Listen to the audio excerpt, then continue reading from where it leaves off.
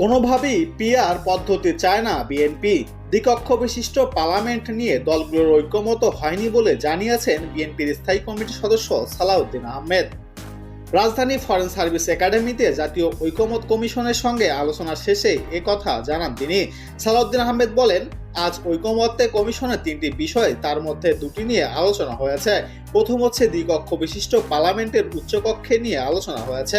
সালাউদ্দিন আহমেদ জানান, দ্বিকক্ষ বিশিষ্ট পার্লামেন্ট নিয়ে অধিকাংশ দল একমত থাকলেও এর গঠন ও কিভাবে ভূমিকা রাখবে সেটি নিয়েও বেশ বিতর্ক হয়েছে। আমরা আমাদের আগের জায়গায় রয়েছি। 31 দফার ভিত্তিতেই দ্বিকক্ষ বিশিষ্ট পার্লামেন্টের জন্য প্রস্তাব করেছিলাম, যেখানে দেশের বিভিন্ন সেক্টরে বিশিষ্টজন এবং সমাজের পিছিয়ে পড়া জনগোষ্ঠীর প্রতিফলন থাকবে। বিএনপি নেতা আরও বলেন, বিএনপি মনে করে সেই উচ্চকক্ষ হবে 100 আসন বিশিষ্ট।